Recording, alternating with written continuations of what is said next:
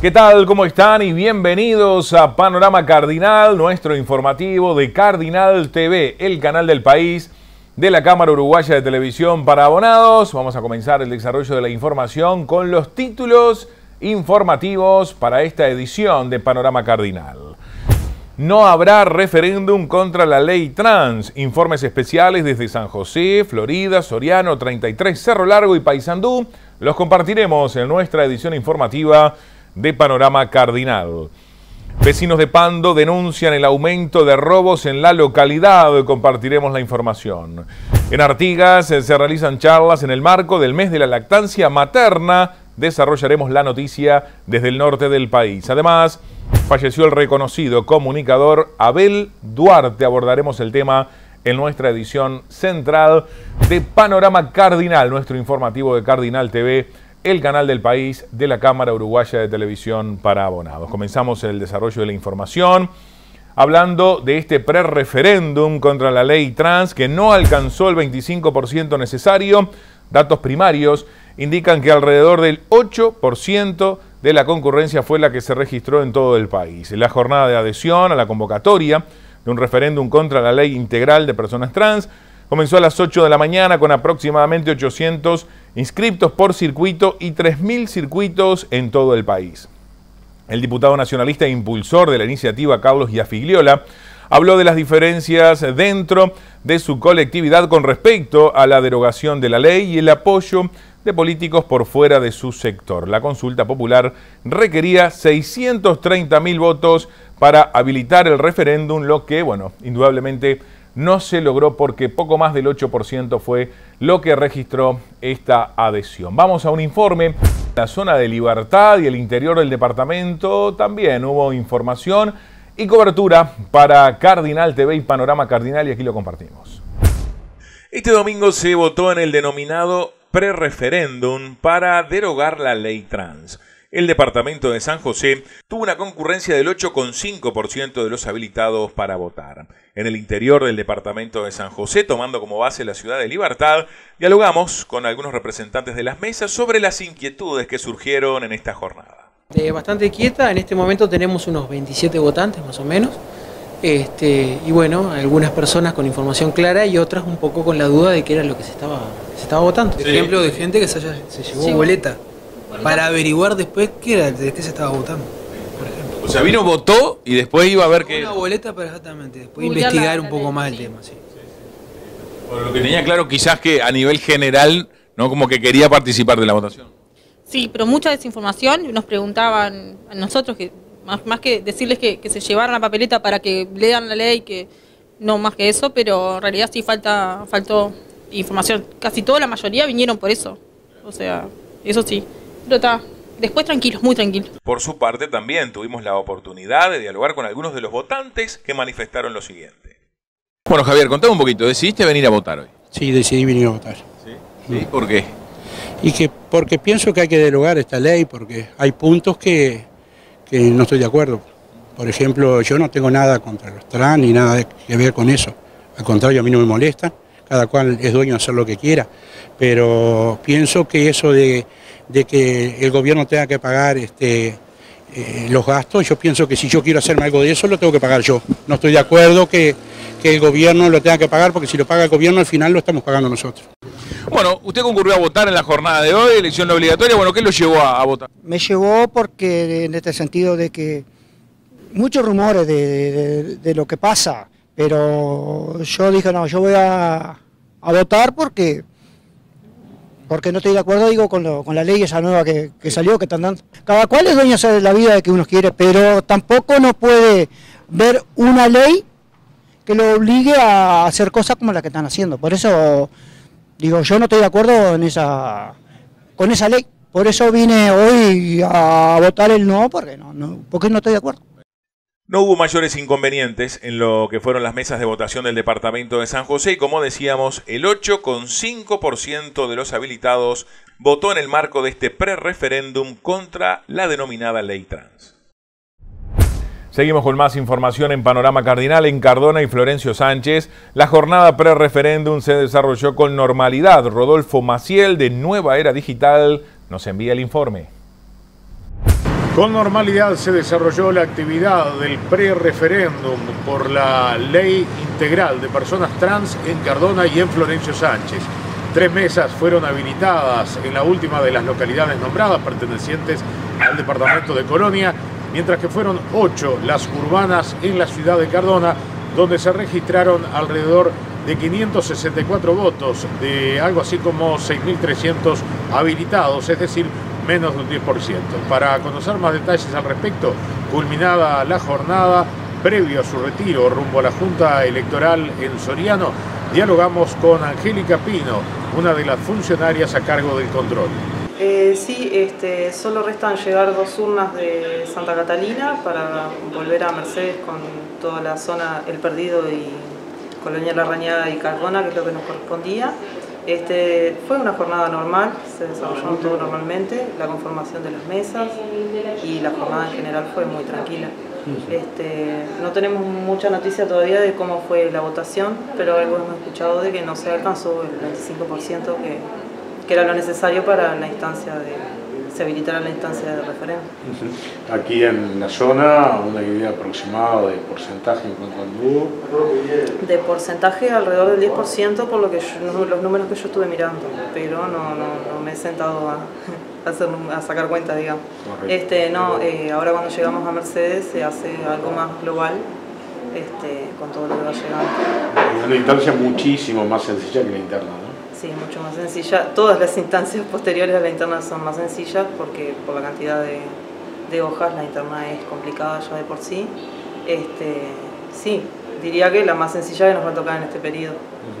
En la medida de aquella información que les ha ido llegando a ustedes, para octubre próximo se va a continuar usando de manera de prueba el sistema informatizado. ¿Ya alcanzó con la prueba de la interna? Sí, tenemos entendido que sí se va a volver a utilizar. Fue muy satisfactoria la experiencia. Hemos recibido comentarios muy positivos de todos quienes trabajan. Bueno, todos trabajaron con ella. Hemos recibido muchos comentarios positivos y sí, tenemos entendido que en octubre se va a volver a utilizar. Fue muy interesante porque el acceso a la información fue rapidísimo y bueno, tuvimos datos muy rápidos. Fue un informe especial para Panorama Cardinal desde Nueva Era TV Digital de Cardona. Seguimos con más información desde diversos puntos del país a propósito de esta jornada pre-referéndum. En Florida, Mauricio Saner de TV Florida nos amplía la información a propósito de esta jornada de pre-referéndum. En Florida, al igual que en todo el país, las mesas receptoras se abrieron a la hora 8 y cerraron sobre las 19:30 horas. Durante el día todo fue muy normal, no hubo ninguna denuncia de irregularidad. Tampoco hubo líderes políticos de distintos sectores que comparecieran ante las urnas. Nadie registró ninguna comparecencia de políticos referentes a nivel departamental. Fueron más de 4.000 las personas locales que comparecieron sí a las urnas para adherir a este pre-referéndum contra la Ley Integral para Personas Trans. Fue un día tranquilo, de escaso movimiento en la ciudad y el departamento de Florida, donde hubo un total de 93 circuitos, 39 de ellos en la capital histórica de la Piedra Alta. En el departamento de Florida, la cantidad de adherentes en el pre-referéndum para habilitar un plebiscito para derogar la ley integral para personas trans fue menos porcentaje que la media nacional. De más de 57.000 habilitados, comparecieron a las urnas 4.396 personas, 4.248 fueron adhesiones, 5 en blanco, 3 anulados y hubo 140 votos observados. La cantidad de adhesiones fueron inferior al 8% del padrón, cuando a nivel nacional alcanzó prácticamente el 10%. Según explicó Sonia Laura Mazón, jefa de la Corte Electoral de Florida, el conteo de las adhesiones fue rápido y muy dinámico. En Florida, la jornada para la Corte Electoral fue tranquila, sin denuncias y con mucha normalidad. Desde Florida, para Cardinal TV Panorama País, este fue un informe de Mauricio Saner, de TV Florida. Seguimos con la cobertura y nos vamos a 33, donde Rosario Costa, representante de la Corte Electoral, se refirió a cómo se vivió la jornada de pre-referéndum en aquel departamento. El informe es de nuestros colegas de Plaza Canal. Circuitos teníamos un 10% de los habilitados que habían adherido al referéndum, y bien, digo, en el sentido que le compete a la Junta de la Oficina, salvo un circuito que hubo que cambiarlo para otro lugar porque no llegó la comunicación. Se integraron bien las mesas porque los que no fueron habían suplentes, o sea que a las 7, digo, arrancó todo en forma normal, y en el transcurso del día, digo, no tuvimos ni ningún problema, ni ninguna queja ni por parte de ninguno de los que promovían tanto el pre-referéndum como los que no. Acá no se recibió, digo, ningún tipo de quejas, de nada, digo, normal. ¿A la hora de integrarse en las mesas hubo algún inconveniente o algún retraso? No, bueno, sí, a la hora de integrarse las mesas hubo algunas mesas que no fueron los titulares y se integró con los suplentes, y después hubo una mesa que no fueron ni los titulares ni los suplentes, pero como la Junta tiene una base de funcionarios públicos a partir de las 7 de la mañana a disposición justamente para ese tipo de temas, bueno, dos de la base que nosotros le llamamos, que vienen a las 7 de la mañana acá, tuvieron que ir a constituir un circuito. ¿Y qué pasa con esos funcionarios que no concurrieron? Y bueno, nosotros pasado el día de hoy vamos a chequear quienes no fueron, y bueno, a ver qué presentaron, que para no haber concurrido, y bueno, y después la Junta toma los recaudos pertinentes, como dice la ley, ¿no? Seguimos con la información, y también en 33, Caril Suárez, de Nodo Diverso, se refirió a la jornada pre-referéndum. Creo que lo más importante de todo es que el pueblo uruguayo respondió apoyando a la ley trans. Cabe destacar que la fecha de hoy va a quedar registrada, ¿no? No solamente porque es la primera vez que tenemos un pre-referéndum, pero lo más importante de todo es que se tuvo en cuenta y se sintió una empatía hacia esa poca gente que está respaldada por la ley trans. Y en realidad, digo, realmente ha sido una victoria única, ¿no? Sin duda, ¿no? ¿Usted piensa que la gente entendió el mensaje que estaba dando? Creo que el pueblo de alguna manera está aprendiendo a salir a la calle y a decir lo que quiere y lo que no quiere. De cualquier manera, insisto, porque me parece que no fue correcto, ¿sí?, las maneras de cómo se consiguieron esas firmas para llegar a este pre-referéndum. Porque indudablemente fue en base a información falsa, información que no se corroboraba, que la repartían, que la decían, y eso obviamente no fue correcto. Pero bueno, no, a la vista está que a pesar de todo, indudablemente no se llegó al número necesario para ir a un referéndum y derogar la ley, ¿no? ¿Cómo sigue esto ahora? Y ahora se vuelve a la normalidad, todas las cosas, los 4 puntos que abarca la ley que se habían quedado detenidos, el cambio de nombre, la reasignación de sexo, lo del trabajo del 1% ya estaba en otra ley anterior, o sea que eso se va a mantener. Y bueno, y después indudablemente todo continúa se continúan con las reparaciones, que creo que son 8 o 9 que faltan, porque ya se aprobaron 7, así que bueno, pero creo que hay que agradecerle al pueblo uruguayo. Avanzamos con más noticias y continuamos en el departamento de 33, donde Walter Delgado, activista pro referéndum, se refirió a algunos inconvenientes que sufrieron los votantes al momento de sufragar. Plaza Canal nos amplía desde 33. Lo único que hemos tenido algunos conflictos con la gente que ha ido a votar y encontró lugares cerrados y lugares que fueron cambiados sin aviso, ¿no? Los circuitos de votación aquí en 33, por ejemplo, fueron 10 y uno en Vergara, pero esta situación se dio en todo el país y esto es preocupante, que la Corte Electoral haya hecho esto sin un previo aviso y sin poner en el plan circuital, ¿no? ¿Esto ameritará algún tipo de reclamo, algún tipo de planteamiento?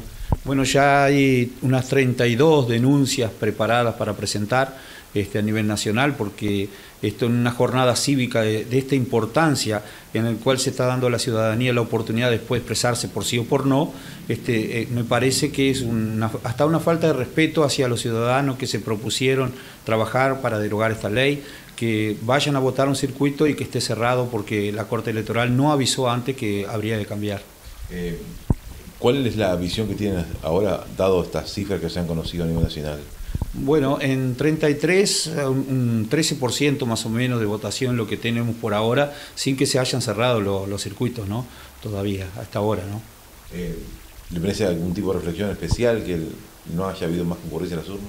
Y bueno, yo creo que a pesar de que no era obligatorio, es la voz de más de 300.000 uruguayos, ¿no? Que están diciéndole que a esta ley la están rechazando. Si bien la normativa marca un 25%, no sería bueno, por lo menos al espectro político, no prestar atención a las señales que está dando la población. 300.000 uruguayos no son dos personas, ¿eh?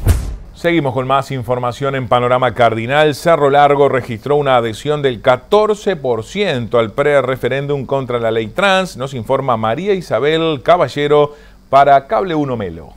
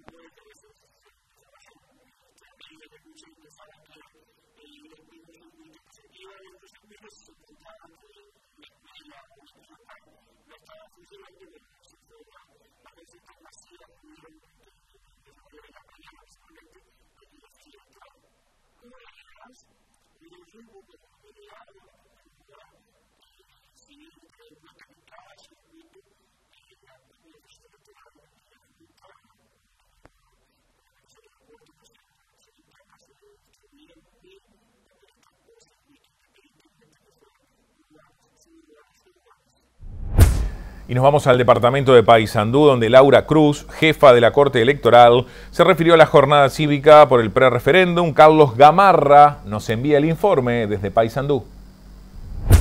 Laura Cruz, jefa de la Corte Electoral de Paysandú. Bueno, contame un poquito cómo viene desarrollándose la jornada en el día de hoy. Bueno, una jornada muy tranquila, realmente poco porcentaje de votación, tanto en las zonas urbanas como en los circuitos rurales del departamento. Realmente no ha habido ningún tipo de inconveniente, es muy tranquilo, los circuitos se abrieron correctamente, no hubo problema de la conformación de las mesas, ¿verdad?, en cuanto a los integrantes, cosa que sí tuvimos en la elección interna, que faltó mucha gente. Ahora no, se pudo conformar todo con normalidad y, como te decía, una jornada en la que va votando muy poca gente. En Paysandú recién alcanzamos aproximadamente un 10% de lo que serían los votantes habilitados. Aquí estamos hablando de un poco más de 95.000 habilitados en el departamento y recién estamos llegando a unos 10.000 votos. Laura, ¿en qué lugares se ha votado más que vos percibís o que ya saben o contactaron ustedes? Bueno, un poco más en la ciudad por el volumen de votación, y de las localidades del interior resalta un poco Tambores, donde sí ha superado el 50% de los votantes allí en el circuito de Tambores. Luego sí, localidades como Guichón ha tenido muy baja votación, menos de lo que es el promedio. Ha sido bastante irregular la votación por los sondeos que hemos hecho. ¿Cuántos lugares había para votar habilitados? 139 tenemos en todo el departamento, 94 son los circuitos aquí en Ciudad. ¿Y a qué hora estarían cerrando? Estamos cerrando 19:30, ahí comienza el escrutinio primario y bueno, luego ya se viene la recepción de urnas. Bien, inconveniente ninguno, ¿no? Todo con absoluta normalidad en la jornada. Sí, realmente muy tranquilo. Ahora esperamos que también siga desarrollándose de la misma manera. Vamos a implementar la recepción de urnas en el estadio cerrado, debido a las bajas temperaturas que tenemos en estas fechas, para poder hacerlo en un lugar justamente para que la gente no tenga que hacer cola a la intemperie y estemos más protegidos todos. Y bueno, y además contar con mayor espacio para hacerlo con más agilidad. ¿A qué hora comienzan a llegar las urnas? 19:30 me dijiste, ¿son las primeras del interior o son de aquí de Paysandú? 19:30 cerramos los circuitos, empiezan los escrutinios y nosotros estimamos más o menos, porque esto es muy sencillo, que a la media hora, a la hora 20 probablemente estén llegando las primeras urnas. Muchas veces son los circuitos periféricos, ¿verdad?, en las zonas suburbanas, aunque son ya circuitos rurales, que claro, tienen más votos observados y a veces si no se llega a tener 5 votos de los votos comunes, ¿verdad?, no se hace escrutinio.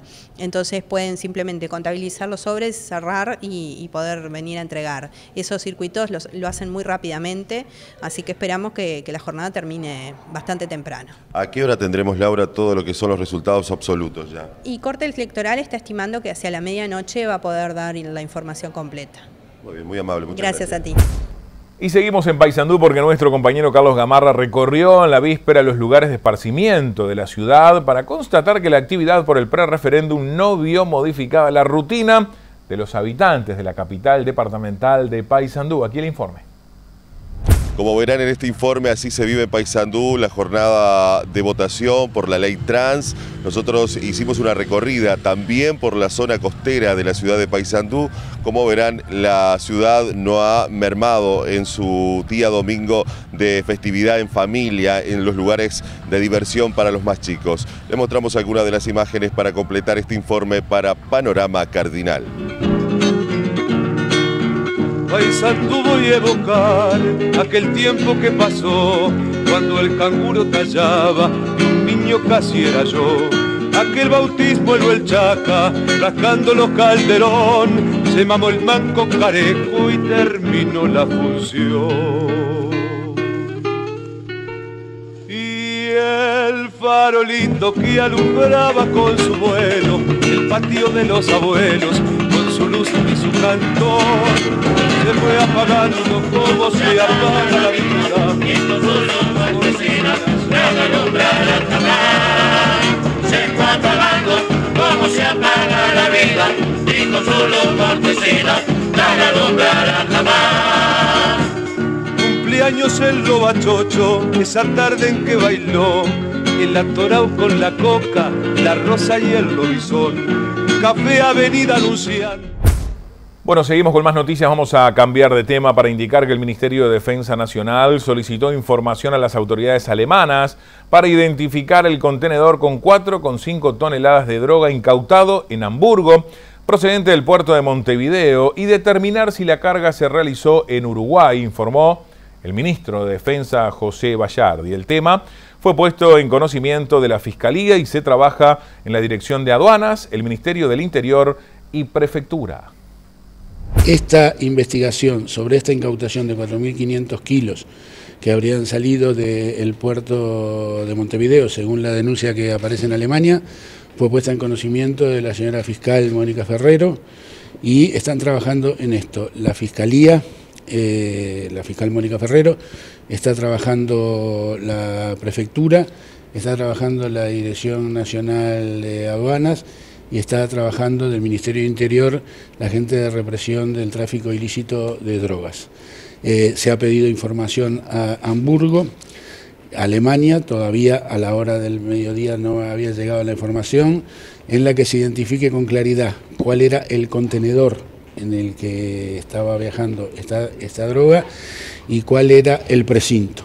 los contenedores se precintan y se supone que el precinto tiene que llegar sin adulteración al puerto de destino, en este caso Hamburgo, en una empresa que es una empresa de transporte que tiene un circuito, que para el caso es un circuito que pasa por Puerto Argentino, que pasa por Montevideo, que pasa por el puerto de Santos, en otros casos pasa por otros puertos. Voy a poner un ejemplo. El cargamento de 400 kilos que habían aparecido, de droga, que habían aparecido en un envío de arroz en el mes de marzo a abril, se había adjudicado como que había salido del puerto de Montevideo y quedó probado, después de una investigación exhaustiva, que el precinto de seguridad de ese contenedor había sido cambiado, había sido adulterado en el puerto de Santos, en un viaje de esta empresa que tocaba el puerto de Montevideo, el puerto de Santos, el puerto de Río de Janeiro, el puerto de Dakar y recién después llegó al puerto de Hamburgo. Quiere decir que esa investigación duró más de 20 días, esta ha comenzado en el día de hoy y seguramente haya que esperar todas las diligencias que tienen que ver con la investigación para saber bien si efectivamente se embarcaron los 4.500 kilos de droga en el puerto de Montevideo o puede haber pasado como pasó en esa carga de 400 kilos que apareció en la exportación de arroz que se hizo en el mes de marzo. Seguimos con otras informaciones en Panorama Cardinal. La Secretaría del Deporte y la Secretaría de Antilavado de Activos acordaron coordinar acciones para supervisar entidades deportivas en prevención y combate del lavado de activos y financiamiento del terrorismo. Es un esfuerzo más de colaboración interinstitucional dentro del gobierno por parte de dos entidades que tienen un interés específico en lo que es la actividad de las instituciones deportivas. En segundo lugar, es un esfuerzo convergente en la búsqueda de contribuir con procesos que está viviendo el país. El primero de formalización de la actividad económica e institucional, el segundo es el del seguimiento y contralor de la transparencia en materia de circulación de activos. Y en eso tenemos responsabilidades compartidas en lo que tiene que ver con la actividad económica de las instituciones, del deporte.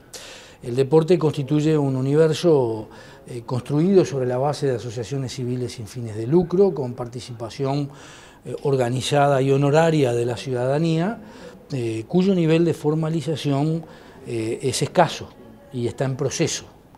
Y por otro lado, el deporte reconoce dos realidades, una mayoritaria, que es la del deporte amateur, de contenido fuertemente recreativo y social, pero también el deporte profesional, que no solamente involucra al fútbol, pero que al amparo de las normativas de las asociaciones civiles sin fines de lucro, desarrolla actividades económicas y financieras con manejo de volúmenes muy altos. Y en ese sentido tenemos también como Secretaría la obligación de cumplir con un decreto del año 2017, decreto 268, donde el presidente de la República requiere que las entidades deportivas presenten declaraciones juradas ante cada transferencia onerosa de un deportista y por otro lado que presenten los balances correspondientes a la entidad en un binomio que es complementario y necesario para conocer la economía del deporte. Bueno, seguimos con más información y nos vamos al departamento de Canelones con un robot de compañía. Un grupo del Liceo de Atlántida en el departamento de Canelones ganó el primer premio Mejor Equipo Novato en el Open International de First Lego League de Fairmont en West Virginia, en Estados Unidos. Cookie Landoni nos envía el informe en exclusiva para Panorama Cardinal. Lo compartimos. Estamos ubicados en el Liceo número 1 de Atlántida. Vinimos hasta aquí para entrevistar a los chicos que representaron a Uruguay en el estado de Virginia en un concurso de robótica. Bueno, Juan Manuel, todos hablamos del robot, pero ¿qué es el robot? Sé que se llama Eva. ¿Por qué se llama Eva? Bueno, nuestro robot, o sea, EVA, es básicamente lo que nosotros presentamos para la parte de proyecto de la competencia, ya que la competencia consiste en 3 pilares fundamentales y uno de ellos es un proyecto innovador, es una idea de desarrollarse con el equipo. En realidad consiste de un proyecto bueno que nosotros desarrollemos, pero puede ser un robot, un material, una manera de construir, lo que sea. Bueno, nosotros básicamente hicimos a EVA, que es un robot de compañía que se encarga de ir en las misiones con el astronauta y de ayudarlo bueno, en lo que es la búsqueda de un montón de factores, también en lo psicológico, o sea, acompañarlo y nada, ayudarlo a sobrellevar un montón de problemas de lo que es convivencia con los astronautas y también convivencia con su vida cotidiana en la Tierra. Le pusimos EVA básicamente por la película WALL-E en la que nos inspiramos, porque EVA es un robot más avanzado que aparece también en la trama, y ya que el robot del año pasado se parecía bastante a WALL-E y era WALL-E prácticamente, le pusimos EVA decidiendo inspirarnos en un robot que era una nueva etapa de nuestro proyecto. ¿Qué diferencia tiene el que diseñaron en la primera etapa y este que diseñaron para ahora? En realidad lo único que compartían eran los conceptos, pero el prototipo, o sea, lo físico era totalmente diferente. El robot del año pasado básicamente fue llevar la idea a la realidad, pero lo hicimos de cartón, con la interfaz Lego NXT, con un brick Lego, 2 motores, algo bien básico. Con Uruguay no hacía prácticamente ninguna funcionalidad, con una microbit y con un teléfono celular para grabar y un montón de cosas más, pero era algún concepto bien básico. El robot de ahora en realidad es construido en acrílico, con interfaz Arduino, un montón de sensores diferentes y es básicamente nuestro. Porque no funciona ya en una interfaz creada, sino que nosotros lo diseñamos, nosotros hicimos cortes láser con placas de acrílico y ahora son algo mucho más único, novedoso y también más funcional y avanzado. Por lo que me estás contando, me parece que te interesa mucho la informática y todo lo que es la parte de robótica, ¿puede ser? A mí sin duda, sí. Y mi vocación desde chico incluso fue, no tanto la robótica, sino más bien la programación, pero esto me enseñó incluso a dar bastante foco a lo que es el hardware y investigar un poco sobre las placas, las single board computer, como se llaman, con la de Arduino, la Raspberry, y a los sensores que se le pueden conectar a esas placas y cómo se pueden programar. La verdad me gusta bastante. ¿Qué te dejó esta experiencia? Esa experiencia en realidad me enseñó un montón de cosas, no tanto sobre robótica, sino más bien sobre convivencia, sobre trabajo en equipo y sobre la experiencia en general de viajar, de estar sometido a un proyecto en particular y a un objetivo en común. Pero fue bastante bien en general y fue una experiencia, la verdad, memorable que probablemente me ayude en un futuro. Bueno, cuéntanos cómo se conformó el equipo. El equipo se consolidó hace aproximadamente un año. Varios integrantes del equipo formábamos parte del equipo de programación, que llegamos a competir en una competencia, que era la de programación y robótica, y que esos éramos Daniel, Valentina y yo, y después estaba Emiliana, que ella formaba parte del equipo anterior de la generación anterior del equipo, y después estaba Juan Manuel, que un día fue a ayudarnos, porque era un amigo de Valentina, por ejemplo, y bueno, fue a ayudarnos y le gustó, y lo invitamos para que se... Bueno, en general, mucha gente, muy feliz, muy gritona. Cuando llegamos al aeropuerto me acuerdo que con un cartel, mi hermana que decía bienvenido Craftic Tecno, fue muy tierno de su parte. Todos vinieron a abrazarnos, a felicitarnos y todo, incluso la gente que vino por Caraguatá nos felicitó. Y también cuando vinimos a sacar liceo nos esperaba toda una hinchada con tambores, con canciones que nos tocaron, con un discurso de agradecimiento. Nos compraron una torta que decía orgullosos de ustedes y también la decoración es todo por Uruguay y todo eso y tal. Llegaron como si fueran unos héroes totales entonces. Claro, tuvimos nuestros 15 minutos de fama y o sea, ahora la gente puede conocer quiénes somos y nuestro trabajo y conocer el trabajo de los demás también. Hasta aquí el informe de hoy. Damos paso a estudio y seguimos con más Panorama Cardinal. Seguimos en el departamento de Canelones con la información, puntualmente en la ciudad de Pando, donde vecinos denuncian el incremento de robos en la zona. Renzo Gabriele nos amplía desde TVL Pando. Vecinos de un barrio céntrico de Pando están denunciando un incremento notorio de robos. Siento un ruido que era medio desconocido para mí y inmediatamente prendí la luz del fondo. Tengo un fondo bastante, no grande, pero bueno. Y veo un movimiento que era inusual. Cuando le veo y vino era un hombre encapuchado, que estaba llevándose las cosas. Él se llevó como un envoltorio que eran, bueno, championes y ropa que habían en ese cuarto que estaba afuera, no en el depósito. Y toda la zona, solamente la mía por ahora, no tiene cerca eléctrica. han robado todas estas casas.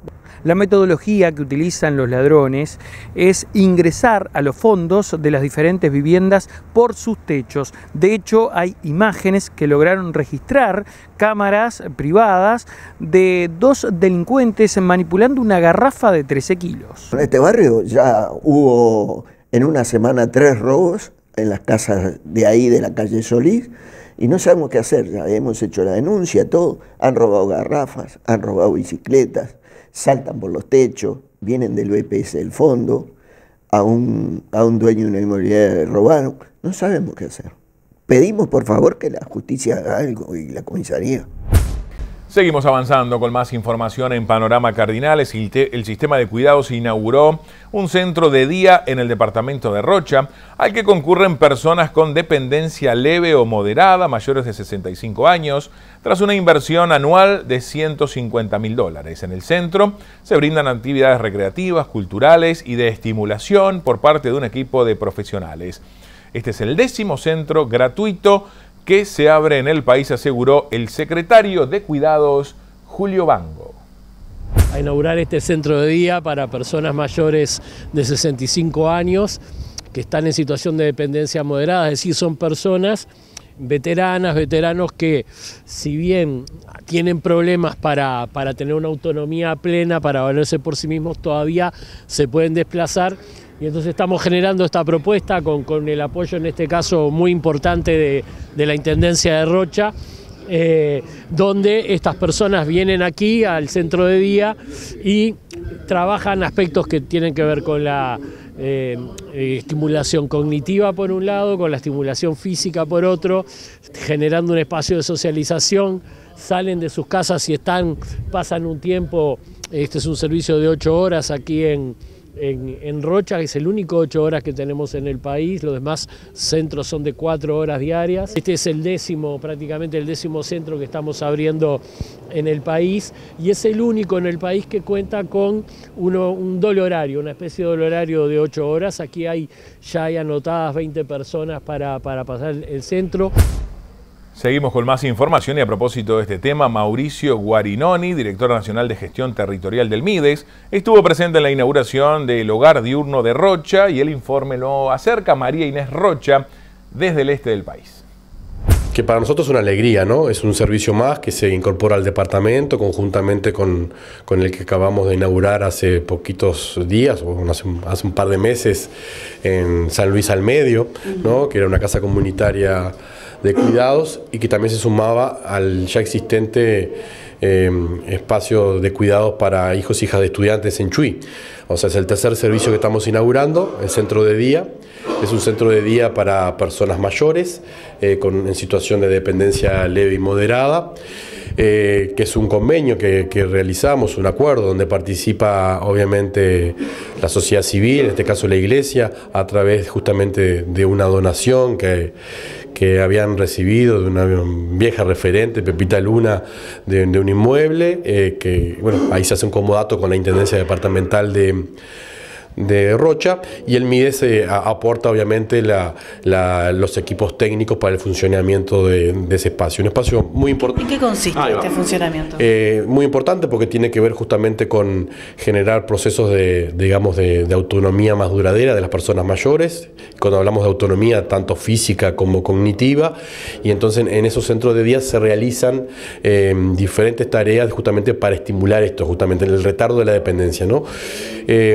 Acá hay muchas cosas para decir, digamos. Hay, entre otras cosas, un convenio internacional que el gobierno uruguayo ha firmado, que de alguna forma trata de garantizar los derechos de las personas mayores, ¿no? Las personas mayores tienen derecho a tener una vida digna después de llegar a la etapa, digamos, de cuando uno ya se retira del trabajo, se jubila. Hay una etapa también muy importante ahí de actividad ya desde otro lugar, digamos, de las personas mayores, y los centros de día estimulan eso, ¿no? Estimulan el intercambio, el tener una vida activa, en retardar los procesos de dependencia, ¿no? Justamente a eso quería llegar, ¿no? Cuando a veces tenemos un abuelo en casa y empezamos a evaluar el hecho de si vale la pena que esté muchas horas solo, entonces termina en un lugar en donde tal vez ni la familia ni el propio adulto mayor quieren que esté, pero está cuidado. Entonces es como la opción número uno. Esto es como una opción distinta para que la familia pueda trabajar y el adulto mayor no esté solo. Sí, además los seres humanos somos seres sociales, por lo tanto es natural, digamos, buscar que en todas las etapas de nuestra vida estemos vinculados con otras personas, con la comunidad. Efectivamente, esto que decís es muy importante, ¿no? También que una persona mayor pueda estar en un espacio donde es cuidado, donde justamente es estimulada su autonomía, permite a su familia también poder dedicar tiempo al trabajo, al ocio, al estudio. Seguimos con más información en Panorama Cardinal. El próximo mes de septiembre será inaugurado el CAIF de 18 de julio, aspiración de la comunidad para la atención de niñas y niños de 0 a 3 años. Compartimos el informe. En realidad, en este momento estamos en el nuevo CAIF, en la nueva construcción del nuevo CAIF en 18 de julio, que es una inversión conjunta que se realizó con el INAU. Esto fue producto de varias instancias que, como todas las realidades, nosotros insistimos en este concepto, son hijas del trabajo, son hijas de la perseverancia, de la búsqueda, de la planificación y obviamente que surgen a partir de las necesidades en cada una de las comunidades. Nosotros tomamos contacto con la necesidad del CAIF a través de un movimiento que se había generado acá, a través de la Escuela 12, en el año 2012. Ahí se comenzó toda la articulación que terminó, digamos, nunca se termina, ¿verdad? Porque siempre hay cosas para seguir haciendo. Pero la posibilidad de que este edificio se construyera y se generara esta realidad del nuevo CAIF fue hace aproximadamente 2 años, cuando en contacto con las autoridades de INAU, la prioridad para el quinquenio de construcciones de nuevos edificios para nuevos CAIF en el departamento estaba acotado a uno. Había uno que estaba planificado y presupuestado por parte de INAU, que era en la ciudad de Rocha, edificio que actualmente se está construyendo en el barrio Belvedere. Seguimos con la información y nos vamos al departamento de Salto, porque este martes se concretará un nuevo paso hacia la construcción del puerto de barcazas de la ciudad, uno de los grandes proyectos en los que está trabajando la Intendencia Departamental. Estamos en este momento descargando los equipos necesarios para hacer las perforaciones del río y los estudios de suelo, dentro del marco, digamos, de desarrollo del anteproyecto de la terminal logística y puerto de barcazas para Salto. Es un eslabón más en un trabajo que hace ya casi 2 años que estamos, ¿no? 2 años, ¿verdad? Con ese trabajo, y en el cual están centradas muchísimas esperanzas de salteños y también regionales, ¿por qué no decirlo? Porque al convertirse en un centro logístico va a ser un punto de llegada y de salida de mercadería. Esa es la gran apuesta, que con todos los impactos que tiene, tanto directos como indirectos, en lo que tiene que ver con el trabajo y las perspectivas a futuro. Una empresa que va a trabajar en lo que es en los próximos días en el cateo del río Uruguay en esa zona. Básicamente esto consiste en analizar la fortaleza, la calidad que tiene el suelo en la medida en que en ese lugar se construirá a futuro es un puerto de barcazas y hay que saber si está en condiciones de soportar los pilotes, en condiciones de soportar la construcción de un muelle.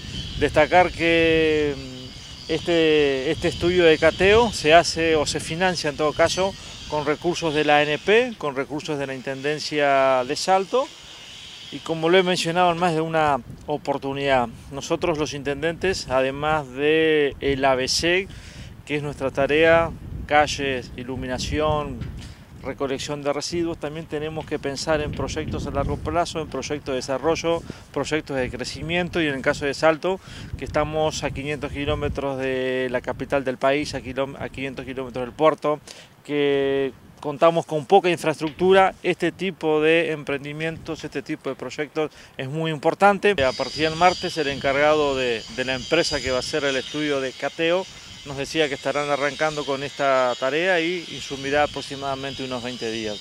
Destacar lo que significa esto, destacar que es un proyecto, una propuesta que no solo apunta al desarrollo de Salto, sino de la región. Nosotros siempre destacamos el trabajar en región, litoral norte uruguayo, litoral norte argentino, sobre todo la provincia de Entre Ríos, el sur del Brasil. Es decir que estamos pensando en que buena parte de la producción de la región se pueda también canalizar a través de lo que será este puerto de barcazas.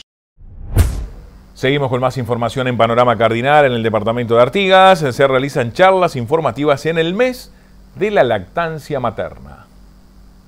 Estamos trabajando en las policlínicas con la Semana de Lactancia Materna, que es del 1 al 7 de agosto, todos los años.